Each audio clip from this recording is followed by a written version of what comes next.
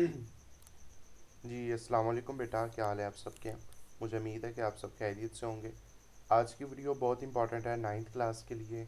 और बेटा आज की वीडियो में चैप्टर नंबर जो 13 है आपका प्रोबेबिलिटी एहतमाल, और इसके बारे में आज पूरी वन शॉट वीडियो बनेगी। इस एक वीडियो के अंदर आपको पूरी एक्सरसाइज समझा दूंगा। वीडियो थोड़ी सी लेट हो गई, थोड़ी सी मसरूफियात की वजह से। इंशाल्लाह बाकायदगी से मैं कोशिश करूँगा आपके लिए वीडियो बनाऊँ। तो चलें अपनी वीडियो शुरू करते हैं। चैप्टर है आपका प्रोबेबिलिटी का। अब प्रोबेबिलिटी का मतलब होता है एहतमाल। अब एहतमाल या प्रोबेबिलिटी हम किसको कहते हैं कि किसी भी चीज़ के आने के कितने चांस हो सकते हैं। ठीक है ना, शायद इसके इतने चांस हों, इसको हम प्रोबेबिलिटी कहते हैं। ठीक है ना, जिस तरह के अगर आप देख रहे होते हैं, आप लूडो खेल रहे होते हैं तो उसके अंदर जो डाइस होता है, इंग्लिश में उसको डाइस कहते हैं लूडो के दाने को। तो जब वो फेंकते हैं तो वो कहते हैं कि यार शायद छः आता है, शायद छः आएगा। तो छः आने के कितने चांस हैं, तीन आने के कितने चांस हैं। इस तरह ताश के पत्ते हैं तो ताश के पत्ते में मलका के कितने चांस हैं आने के। ठीक है ना, इसी तरह ईंट के आने के कितने चांस हैं। तो इसको हम कहते हैं कि वो प्रोबेबिलिटी है, चांस है, शायद ये चीज़ें आ जाती हैं। इस तरह के कॉइन है जिसमें हेड और टेल होता है। टॉस कर रहे होते हैं आप हेड और टेल को, हेड आएगा या टेल आएगा। रोलिंग अ डाइस, आप लूडो के दाने को फेंक रहे हैं। तो ये आम मिसालें आपकी प्रोबेबिलिटी की। ठीक है ना, तो ये आप देख रहे हैं। अब मैं इसकी डेफिनेशंस वगैरह आपको बताता हूँ ऊपर। ठीक है ना, ऊपर पहले आपको डेफिनेशन इनकी दिखाता हूँ, फिर हम उसको पढ़ेंगे। ठीक है ना, सबसे पहले ये नीचे है उसकी डेफिनेशन चैप्टर 13 की। प्रोबेबिलिटी हमारे पास क्या होती है। Probability is the chance of occurrence of a particle event, यानी कि पार्टिकुलर इवेंट चीज़ आने के कितने चांस हो सकते हैं। तो उसका फार्मूला क्या होता है, number of affordable outcomes total number of possible outcomes. ये इधर लिखा हुआ है, ये आपको मैं दिखाता हूँ। ठीक है ना, ये नंबर ऑफ फेवरेटेबल आउटकम्स का क्या मतलब होगा, एन ए, यानी कि उनकी तादाद कितनी होगी। ठीक है ना, और एन एस क्या होगा, सैम्पल स्पेस उसका कितना होगा। ठीक है ना, ये दो चीज़ें हैं, वो अभी नीचे आपको बताऊंगा वो क्या चीज़ें होती हैं। ठीक है ना, तो ये हमारे पास प्रोबेबिलिटी की डेफिनेशन है। उसके बाद हमारे पास कहते हैं कि डिफाइन एक्सपेरिमेंट। हमारे पास क्या होता है, किसी चीज़ को एक्सपेरिमेंट करके, तजर्बा करके उसका रिजल्ट हासिल करना, इसको बेटा हम क्या कहते हैं कि वो एक्सपेरिमेंट है। ठीक है ना, क्या है वो जी, एक्सपेरिमेंट है। जिस तरह के टॉसिंग अ कॉइन, ठीक है ना, कॉइन को टॉस करके आप एक्सपेरिमेंट कर रहे हैं। रोलिंग अ डाइस, डाइस को फेंक के आप एक्सपेरिमेंट कर रहे हैं, तो उसको हम कहेंगे वो एक्सपेरिमेंट है। उसके बाद डिफाइंड आउटकम्स हमारे पास क्या होती हैं। अब उस जो रिजल्ट से हमारे पास जो चीज़ें हमें मिलती हैं, एक उस एक्सपेरिमेंट से जो हमें रिजल्ट मिलता है, उसे हम कहते हैं कि वो पॉसिबल आउटकम्स होगा। अब वो पॉसिबल आउटकम्स क्या होगा, उसमें हमारे पास देखें ना कि एक डाइस की पॉसिबल आउटकम्स क्या हो सकती हैं। एक लूडो के दाने में छः ही आएगा ना, तो सात तो नहीं ना आ सकता, या छः आएगा या पाँच आएगा या तीन या दो ही आएगी, इस तरह का आ सकता है ना। तो ये हमारे पास आउटकम्स आ जाएंगी। उसके बाद फेवरेबल आउटकम्स हमारे पास क्या हो जाएंगी, an outcome which represent how many times are expected the thing of to be happens, यानी कि छः आने के कितने चांस हो सकते हैं, तीन आने के कितने चांस हो सकते हैं। ठीक है ना, एग्जाम्पल देख लें, while are rolling a dice there are three favourable outcome of getting a multiple of two. ठीक है ना, दो मरतबा उस डाइस को एक मरतबा आपने फेंका है तो दो आ गया, एक मरतबा चार आ गया, एक मरतबा छः आ गया। तो ये फिर रिपीटेबल आउटकम्स हमारे पास हो जाएंगे। ठीक है ना, उसके बाद डिफाइन अ सैम्पल स्पेस, हमें किसको कहेंगे, उर्दू में भी इसको सैम्पल स्पेस ही कहते हैं। और the set of all possible outcome of experiment, उस एक्सपेरिमेंट से जितनी भी पॉसिबल आउटकम्स आती हैं उसे सैम्पल स्पेस कहेंगे, और इसे हम एस से जाहिर करते हैं। इसी तरह सैम्पल पॉइंट हमारे पास क्या होगा, each element of a sample space is and sample point, यानी कि सैम्पल स्पेस में जो भी ईच एलिमेंट है उसे हम कहेंगे वो बेटा सैम्पल पॉइंट है। उसके बाद डिफाइन है इवेंट। इवेंट हमारे क्या होता है, the set of a result of experiment. अब जो एक्सपेरिमेंट का जो रिजल्ट है उसको जो सेट बना देना उसको हम इवेंट कहते हैं ए। ठीक है ना, ए। उसके बाद डिफाइन अ सर्टेन इवेंट क्या होगा, an event which is sure to occur their probability of sure event in one, यानी कि सर्टेन इवेंट क्या होगा जिसकी प्रोबेबिलिटी, यानी कि जिसका चांस आने का एक ही चांस हो। ठीक है ना, और उसके बाद इम्पॉसिबल इवेंट हमारे पास क्या होगा, जिसका कोई आने का चांस नहीं होता। जैसे सात है तो सात आने का कोई चांस है ही नहीं है लूडो के डाने में। इस तरह define likely event. Likely event क्या होगा, an event which is probably occur it has a greater chance to occur, यानी इसके ज़्यादा चांस है, छः के आने के ज़्यादा चांस है, तो ये लाइकली इवेंट है। और डिफाइन अनलाइकली, जिसके ज़्यादा चांस नहीं होते, हम कहते हैं कि काने के आना, एक के आने के चांस नहीं होते, तो वो अनइक्वल इवेंट होगा। उसके बाद देखिए देखिए डिफाइन इक्वली लाइकली इवेंट क्या होगा, जिसके दोनों आने के चांस हो, 50-50% हो, 0.5 हो, या शायद वो आ सकता है या शायद वो आ सकता है। ठीक है ना। इसके बाद आगे आ जाए, रेलिवेंट फ्रीक्वेंसी हमारे पास क्या होगी, relevant frequency tell us how often a space specific event occur relative to the total number of frequency, यानी कि टोटल नंबर ऑफ फ्रीक्वेंसी कितनी होगी उसको उतनी की तादाद के साथ डिवाइड करना, वो हमारे पास रिलेटिव फ्रीक्वेंसी हमारे पास कहते हैं, यानी कि frequency of a specific event क्या है और उसको टोटल के साथ डिवाइड करवा देना, ठीक है ना, ये हमारे पास होगी। और उसके बाद आखिर में ये एक्सपेक्टेड फ्रीक्वेंसी है, तो ये रहने दीजिए, ठीक है ना। तो ये आपकी सारी जी डेफिनेशंस आपके पास हो गई, चीज़ों को आपने समझ भी लिया पूरे चैप्टर में, ठीक है ना। अब हम चल देते हैं अपनी एक्सरसाइज के ऊपर। अब ये इसके काम खत्म, हम अपनी एक्सरसाइज के ऊपर चलते हैं, ठीक है ना। अब एक्सरसाइज का जो पहला क्वेश्चन है उसको हम अगर आप अच्छे तरीके से देखें तो वो बहुत ईजी है बेटा। पहला क्वेश्चन देखें, पहले क्वेश्चन में कहता है कि Arshad roll a dice, Arshad ने एक डाइस को रोल किया है विद स्लाइड लेबल, उसकी जो डाइस की स्लाइड वो कौन सी है, LMNOPU, यानी कि स्पेशल डाइस उसने बनाया लूडो का दाना, which is the probability that the dice land out consonant. अब कॉन्सोनेंट के ऊपर उसको अगर हम लैंड करें, उसको हम फेंकें तो उसके कितने आने के चांस होंगे, तो ये हमारे पास क्वेश्चन है तो इसको हम सॉल्व करते हैं, ठीक है ना। अब इसको सॉल्व करने के लिए वो प्रोबेबिलिटी का फार्मूला है, when a dice is rolled this sample space will be, sample space क्या होगा, सबको इकट्ठा कर दे, सबको गिने, SN कितना होगा, LMNOP, ये एक आप सेट बना लेना सैंपल स्पेस का, SN कितना होगा, 6 इसकी तादाद है। Let A be the event of a getting a number of consonant, अब कॉन्सोनेंट इसमें से नंबर कौन से हैं, ठीक है ना। देखिए इसमें L भी कॉन्सोनेंट है, M भी कॉन्सोनेंट है, O भी कॉन्सोनेंट है, सॉरी N कॉन्सोनेंट है, और P कॉन्सोनेंट, बाकी AEIOU ये हमारे पास आपके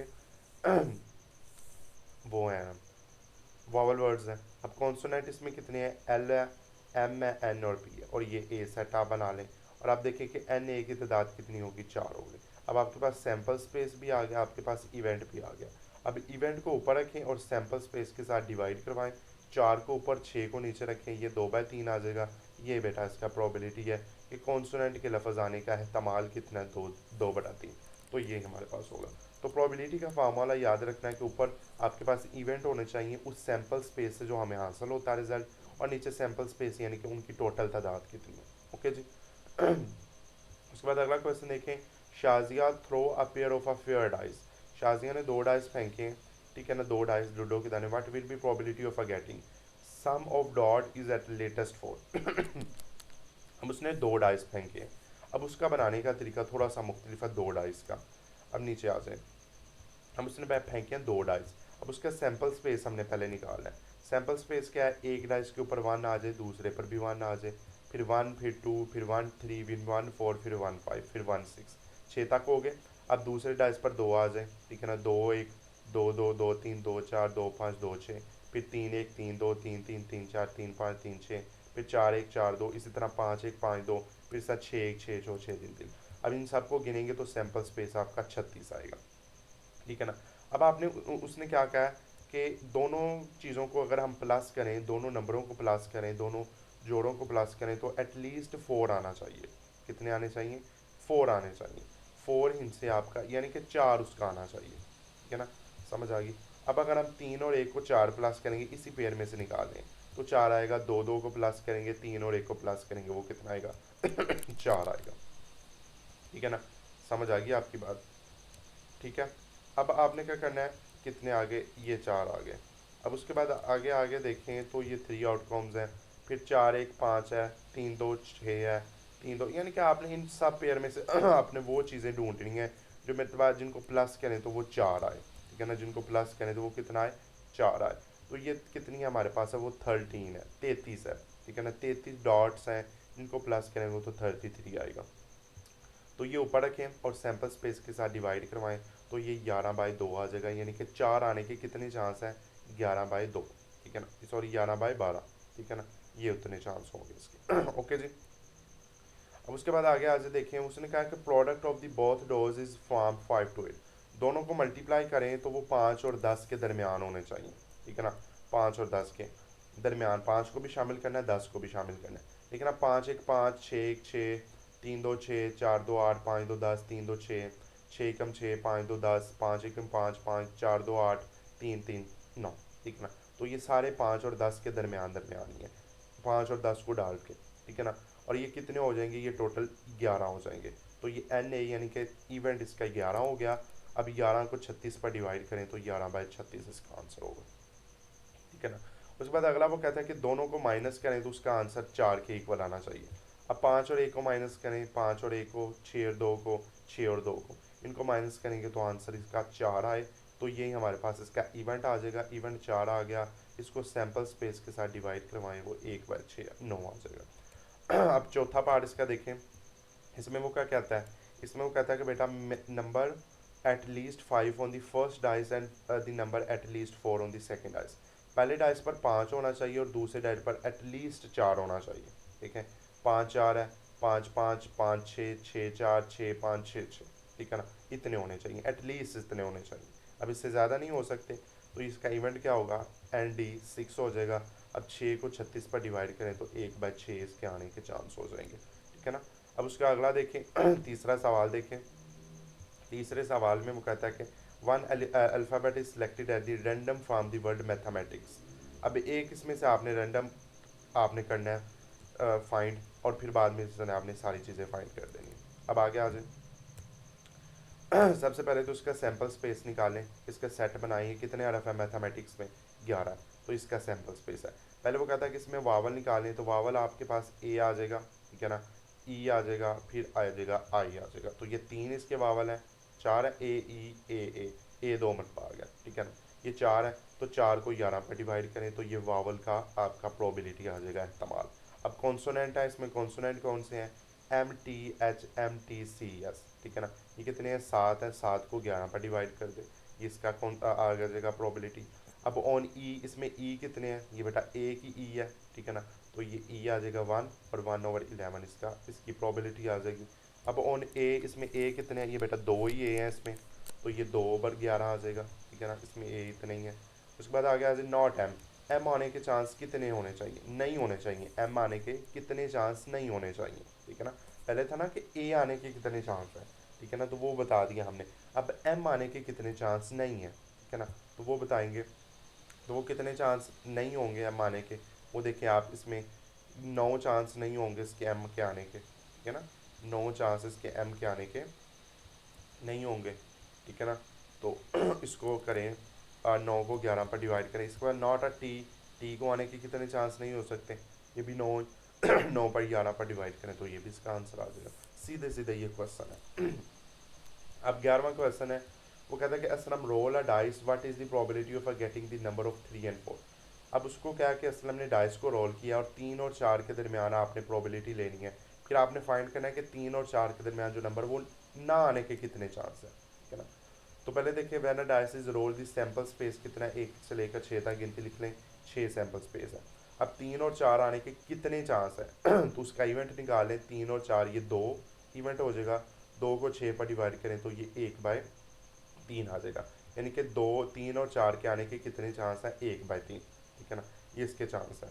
अब 3 और 4 के आने के कितने चांस नहीं है, अब 3 और 4 को निकाल दें, बाकी कितने रह जाएंगे, वो 4 रह जाएंगे, ठीक है ना।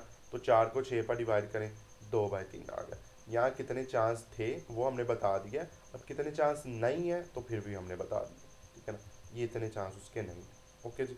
अब आगे आ जाए 5वां। वो कहता है कि अब्दुल हादी लेबल अ कार्ड, अब्दुल हादी ने कार्ड को लेबल किया है, 30 कार्ड है, सैंपल स्पेस कितने हैं, 30 है। Put them in the box, box में उसको डाल दिया।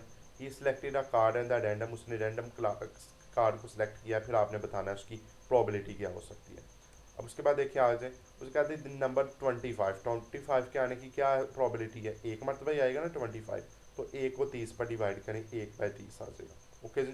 उसके बाद वो कहता है कि नंबर बिटवीन 17 से 27 तक, 17 को 27 और के दरमियान जो नंबर है उनको लें, 17 18 19 20 21 और 22, ये कितने हैं, 6 को 30 पर डिवाइड करें, 1/5 इसका इस्तेमाल आ जाएगा। उसके बाद नंबर ऑफ एटलीस्ट 20, तो 20 है, 20 से ऊपर ऊपर आपने लेने एटलीस्ट, 20 से ऊपर 20 से लेकर 30 तक वो कितने नंबर बन जाएंगे, 11, तो 11 को 30 पर डिवाइड कर दें। उसके बाद आ जाए नंबर नॉट 27 एंड 29, 27 और 29 को निकाल दे, बाकी रह गए 28, तो 28 को 30 पर डिवाइड करें, 14/15 आ जाएगा।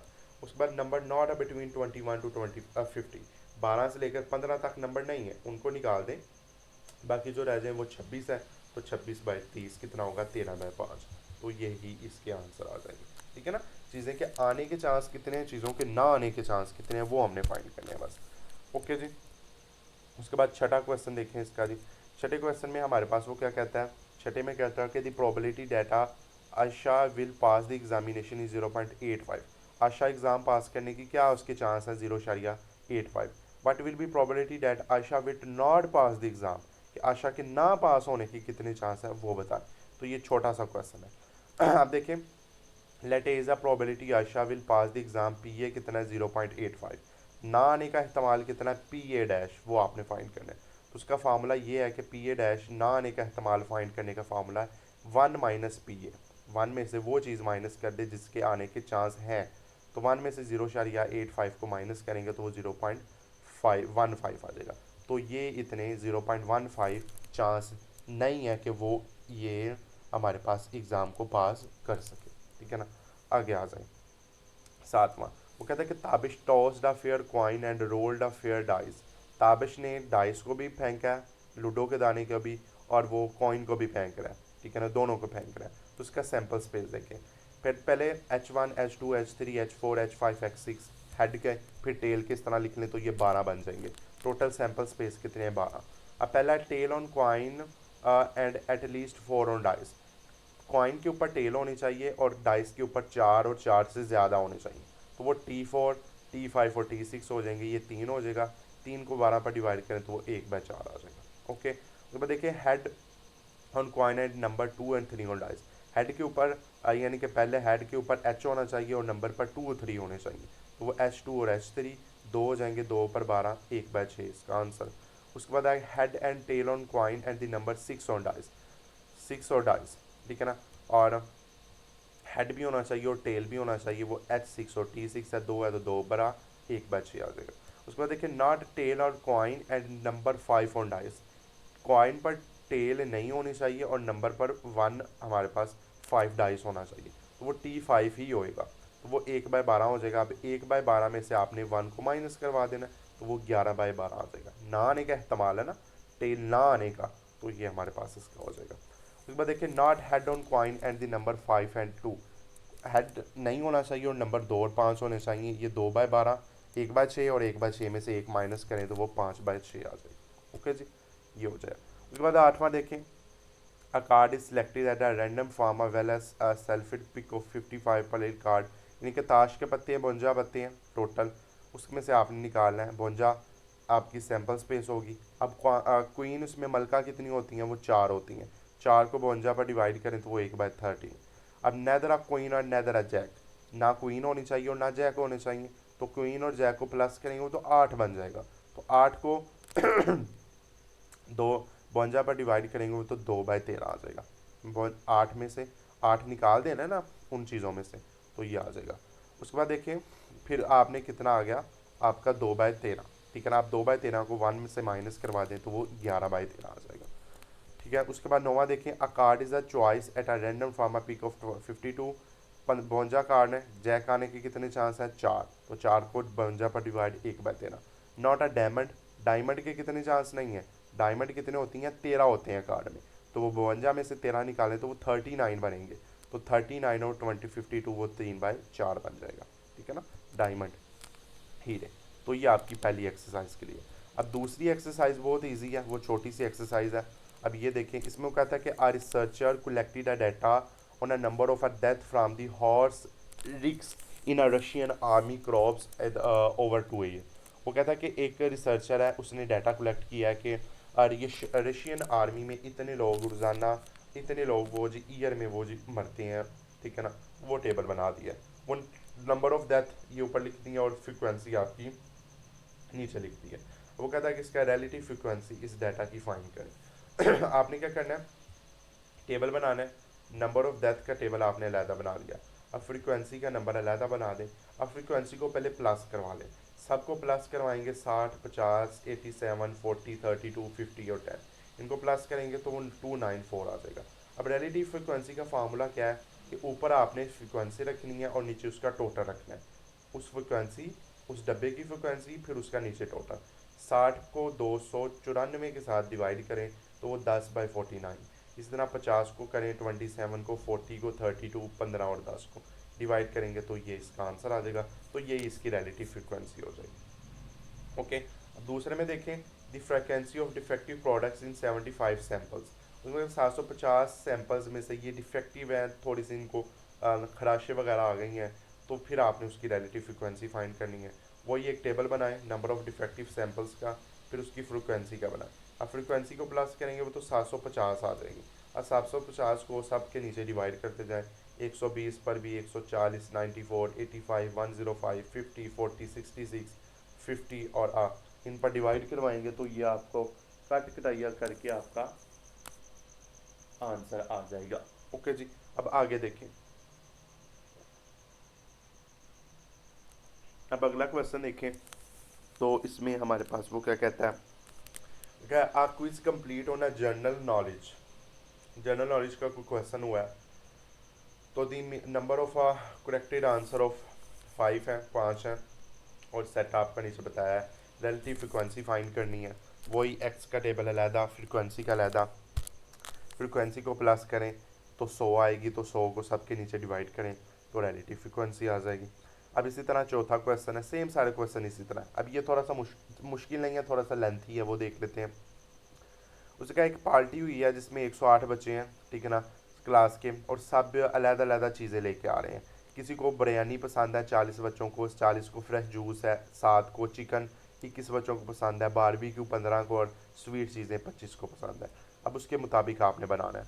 सबसे पहले वो how many percentage of a student like अ बिरयानी, बिरयानी को कितने बच्चे पसंद करते हैं, ठीक है ना। तो उसका फार्मूला हमारे पास क्या होगा, बिरयानी ऊपर लिखें, नंबर ऑफ अ स्टूडेंट नीचे लिखें, ठीक है ना, मल्टीप्लाई करवाएं 100 के साथ।